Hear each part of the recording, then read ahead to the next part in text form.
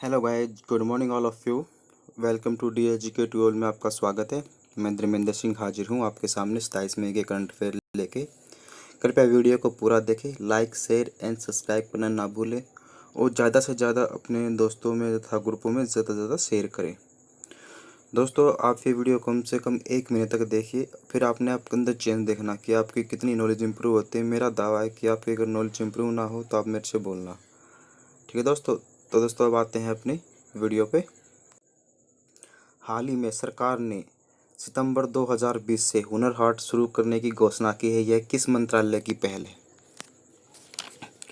तो दोस्तों, ये जो हुनर हाट है, ये आई थिंक आप लोगों को पता होगा कि मई के अंदर मोदी ने वहाँ पे जाके लिट्टी चोखा भी खाया था। जो हुनर हाट स्टार्ट हुआ था, वहाँ पे मोदी जी ने वहाँ पे विजिट की थी और वहाँ पे जो लिट्टी चोखा खाने वाले की जो मोदी की जो वीडियो थी वो बहुत ही फेमस भी हुई थी। तो ये वहीं हार अब ये दोबारा से इन्होंने सितंबर 2020 में मतलब दोबारा से ये स्टार्ट कर रही हैं। और ये किसने किया है? ये हमारा दोस्तों जो राइट आंसर है उसमें ए बी सी, उसमें से जो राइट आंसर वो ऑप्शन अपना बी, अल्पसंख्यक मामलों के मंत्रालय ने। और दोस्तों, जो हमारे अल्पसंख्यक मामलों के जो मंत्री हैं वो कौन है? मुख्तार अब्बास अली। ठीक है दोस्तों, ये हमारा था इतना हुनर हाट से रिलेटेड क्वेश्चन। अब आते हैं दोस्तों अपने क्वेश्चन नंबर 2 में। हाल ही में किस राज्य के मुख्यमंत्री ने रिस्टार्ट पैकेज की पहली किस्त जारी कर दी है? तो दोस्तों, अभी ये जो किस्त है, ये भी इसका जो राइट ऑप्शन है वो है दोस्तों अपना आंध्र प्रदेश। तो अभी ये आंध्र प्रदेश ने इसकी जो फर्स्ट किस्त है वो जारी कर दी है। अब दोस्तों, बात आंध्र प्रदेश की है, तो थोड़ा सा आंध्र प्रदेश के बारे में जानते हैं। आंध्र प्रदेश की जो राजधानी है वो है अमरावती। एक्चुअली कुछ टाइम पहले इसकी जो राजधानी थी वो थी हैदराबाद। 2014 से मतलब अभी 2019 तक की जो प्रस्ताव मतलब जो कैपिटल थी वो हैदराबाद थी, बट जो प्रस्तावित कैपिटल थी वो थी अमरावती, क्योंकि जो हैदराबाद कैपिटल थी वो तेलंगाना की हो गई थी। क्योंकि 2014 में, जून 2014 में ये आंध्र प्रदेश से कट के एक अलग राज्य बन गया था, तेलंगाना। तो अब ये उसकी राजधानी बन गई थी और आंध्र प्रदेश की थी अमरावती बन गई है। और यहाँ का चीफ मिनिस्टर वो है जगनमोहन रेड्डी। और जो यहाँ के जो गवर्नर हैं वो है विश्वभूषण चंद्रन। यहाँ की जो लोकसभा सीटें हैं 25, राज्यसभा सीटें हैं 11 और विधानसभा सीटें हैं 133। और अभी इन्होंने कुछ मतलब ऐप्स और कुछ पहल वगैरह भी स्टार्ट की थी, थोड़ा उसके बारे में भी हम जान लेते हैं। अभी इन्होंने थोड़ा सा मोबाइल हैंड वॉश सुविधा स्टेशन भी अभी स्टार्ट किया था। अभी एक नवरत्न पेंडामिंडी कार्यक्रम भी, ये किस लिए था? ये घरों के लिए जो मतलब घरों के लिए लोन देने के लिए ये उससे रिलेटेड था। ये एक था जगन्ना विद्या दिवेना योजना। और ये किस लिए थी? ये एक्चुअली जो 12th के बाद जो बच्चे ग्रेजुएट कर रहे थे उनकी जो फीस थी वो वापस करने के लिए उससे रिलेटेड थी ये। और एक अभी निगाह ऐप्स और कोविड फार्मा ऐप्स भी इन्होंने लॉन्च की थी। और दोस्तों, एक इसके रिलेटेड और करंट अफेयर से रिलेटेड है कि भाषा के आधार पर गठित होने वाला यह है इंडिया का पहला स्टेट है आंध्र प्रदेश। ठीक है दोस्तों, तो बात हमारी आंध्र प्रदेश की यही खत्म होती है। अब बात है अपने क्वेश्चन नंबर 3 पे। किस राज्य सरकार ने शराब के एमआरपी पर 50% स्पेशल कोविड-19 की फीस लगाने की घोषणा की है? अर्थात 50% जो है वो कोरोना कर हो गया, कोरोना शुल्क एक तरीके से देखा जाए तो दोस्तों, ये है अपना, इसमें 4 ऑप्शन दिए हैं ए बी सी और डी। तो दोस्तों, इसका जो राइट आंसर है वो है अपना बी, उड़ीसा। अभी उड़ीसा सरकार ने जो वाइन है, अभी जो वाइन है उसके जो एमआरपी है उस पर 50% एक्स्ट्रा उन्होंने और रेट बता दिए। जो 50% रेट है वो क्या है? वो कोरोना शुल्क है।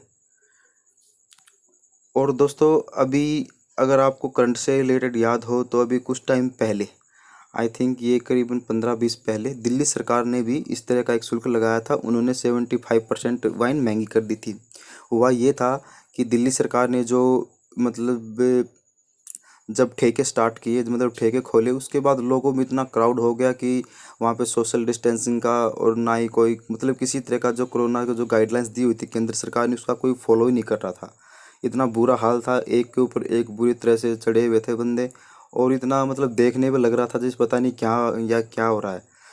तो उसी को देखते हुए सरकार ने क्या किया, उसको 75% और महंगा कर दिया। बट उसके बावजूद भी लोगों में कोई खास मतलब वहाँ पे इस चीज़ में कोई कमी नहीं आई, क्योंकि जिसको पीनी है उसको तो पीनी है, चाहे वो कितनी भी महंगी कर दे। बहुत कम लोगों का ऐसा फ़र्क पड़ता है कि महंगी होने के बाद वो कम पीते हैं, लेकिन जिसको पीनी है वो पीनी है। जो इसका हैबिचुअल हो चुका है वाइन का, वो हो चुका है, वो किसी तरह से उसको मतलब रोका नहीं जा सकता। अब दोस्तों बात है अपनी उड़ीसा सरकार की, तो थोड़ा उड़ीसा के बारे में जान लेते हैं। उड़ीसा की जो कैपिटल है वो है भुवनेश्वर। जो चीफ मिनिस्टर है वो नवीन पटनायक हैं, और जो गवर्नर है वो गणेशी लाल है। यहाँ की लोकसभा सीटें हैं 21, राज्यसभा 10 और विधानसभा 147 है। अभी जो लेटेस्ट जो है अभी हाई कोर्ट के जो यहाँ के भुवनेश्वर मतलब उड़ीसा हाई कोर्ट के जो चीफ जस्टिस बने थे वो थे मोहम्मद रफ़ीक। अभी लास्ट के जो है चार हाई कोर्टों के जज अपॉइंटमेंट हुए थे, तो उनमें से एक थे मोहम्मद रफ़ीक जो उड़ीसा के बने थे। और अभी कुछ टाइम पहले उड़ीसा ने दो पहल भी और की थी, मो जीवन पहल और मो प्रतिभा पहल। ठीक है दोस्तों, एक है hero to animal award PETA ने। एक्चुअली क्या था कि कुछ एनिमल से जो उनके वेलफेयर में कुछ जो इनके यहाँ के जो चीफ चीफ मिनिस्टर हैं नवीन पटनायक, उन्होंने एक काफ़ी अच्छा इनिशिएटिव एक काम किया था एनिमल्स को लेके। तो उसी से रिलेटेड फिर पेटा है, ये पेटा क्या होती है, ये एनिमल से रिलेटेड एक संस्था है, उस संस्था ने उसको ये हीरो टू अवार्ड दिया था। ठीक है। और यहाँ के कुछ फेमस जैसे कुछ लाइफ सेंचुरी है या नेशनल पार्क भी है, तो उसके बारे में हम जानते हैं। एक हमारा जो सबसे फेमस है वो है सत्याकोशिया टाइगर रिजर्व, और एक है सिमलीपाल नेशनल पार्क, और एक है गहीरमठ वाइल्ड लाइफ सेंचुरी, और एक चिल्का झील। दोस्तों ये चिल्का झील है, ये बहुत फेमस है, ये एक्चुअली काफ़ी बार एग्जाम में पूछी भी जा चुकी है। चिल्का झील एक्चुअली खारे पानी की सबसे बड़ी झील है। ठीक है दोस्तों। और दोस्तों अब बात उड़ीसा की है, तो उड़ीसा में एक द्वीप है व्हीलर द्वीप, जिसमें काफ़ी सारे हमारे जो परमाणु टेस्ट तो वो भी हुए हैं। और उस व्हीलर द्वीप का नाम बदल के अब क्या रख दिया गया है, APJ अब्दुल कलाम द्वीप रख दिया गया है। ठीक है दोस्तों, अब आते हैं दोस्तों अपने क्वेश्चन नंबर 4 पे। तो दोस्तों अपना क्वेश्चन नंबर 4 है, किस राज्य सरकार ने कोरोना से मरने वाले के परिवार वालों को 4 लाख रुपए देने की घोषणा की है। एक्चुअली दोस्तों अभी जो कोरोना है उससे जो भी लोग मरे हैं उसके परिवार वालों को क्या है, सरकार ने 4 लाख रुपए देने की घोषणा की है। और ऐसा ये इंडिया का पहला राज्य बना है। और ये कौन है दोस्तों, तो इसका 4 ऑप्शन है ABCD। तो इसका जो राइट आंसर है दोस्तों वो है बिहार। तो बिहार राज्य ने ऐसा किया है।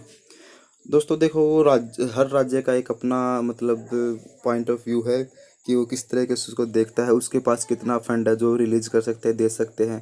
बट इस हिसाब से देखा जाए तो इस तरह कोरोना वायरस पे मरने वालों को इस तरह से पैसे देना आई थिंक मेरे पॉइंट ऑफ व्यू से सही नहीं है।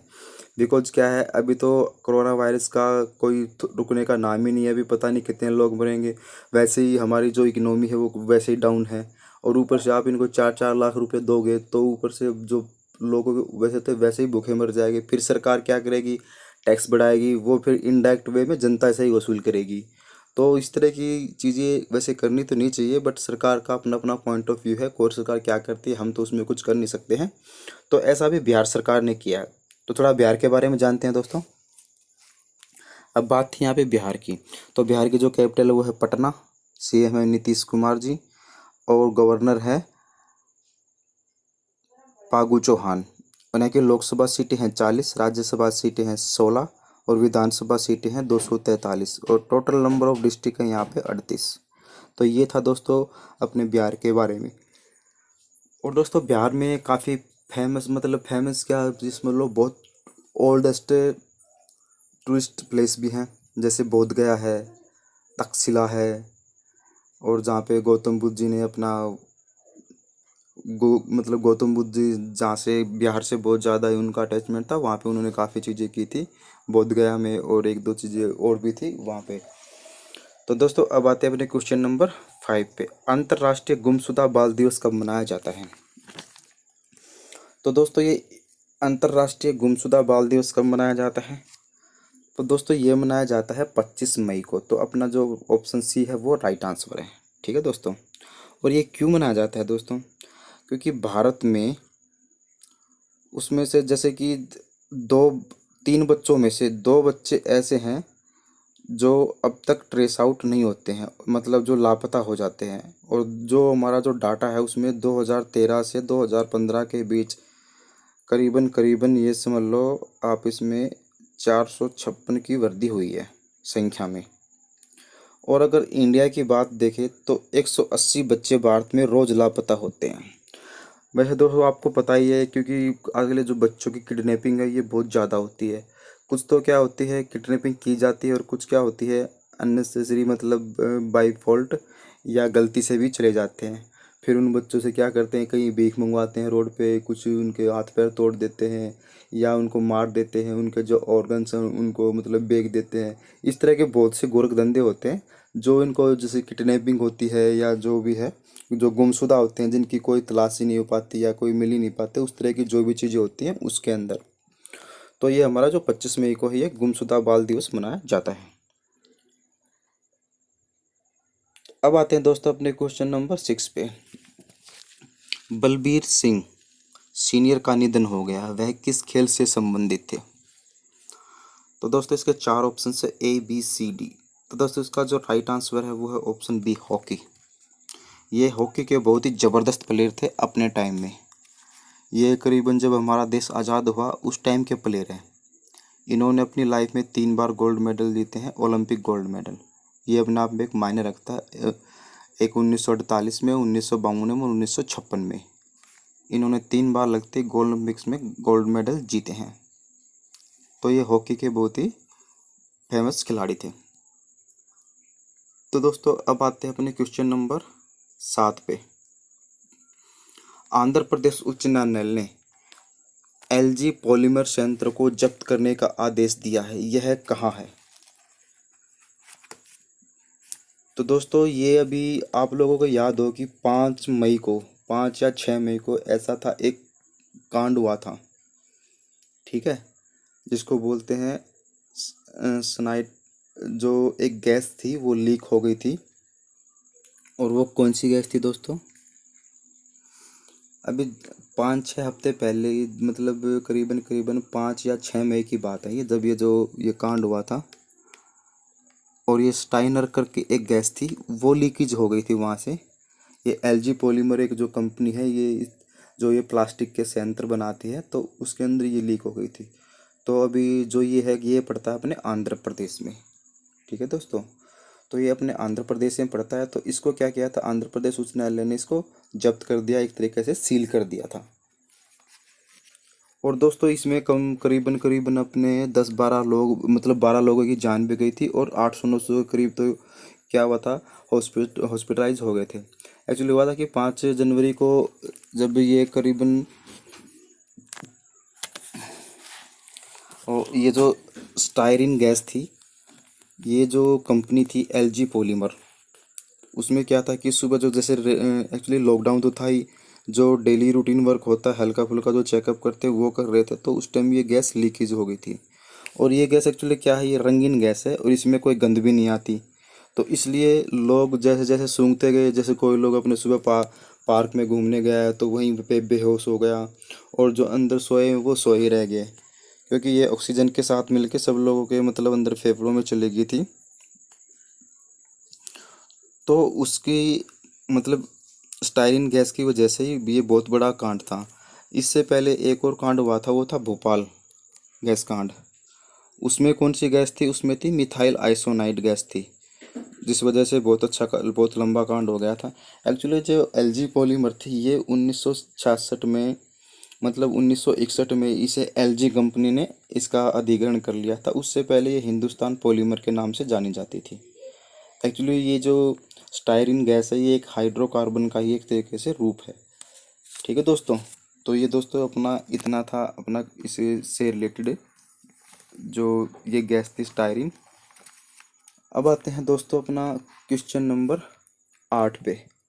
मारुति सुजुकी ने बाय नाउ पे लेटर ऑफर लॉन्च करने की शुरुआत किस संगठन के साथ की है? यह है, इसके चार ऑप्शन दोस्तों, A B C D। Cholamandalam finance company limited, Jio Reliance, Tata group, Paytm.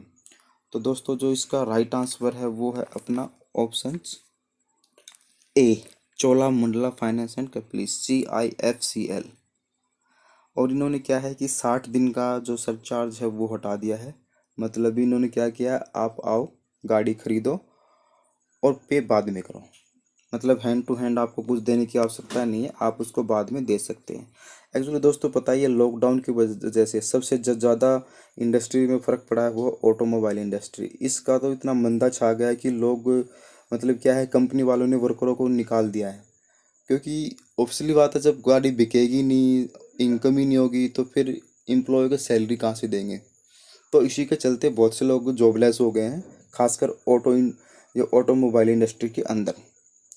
तो ये इन्होंने चोरना मंडला फाइनेंस कंपनी लिमिटेड के साथ मिलकर इस चीज़ की पहल की है। अब दोस्तों बात है, अब आते हैं दोस्तों अपने क्वेश्चन नंबर 9 पे। हाल ही में अमेरिका के इक्विटी फर्म KKR ने भारत के किस फर्म के साथ 1.5 अरब डॉलर का निवेश करने का फैसला किया है? तो दोस्तों ये एक कंपनी है KKR।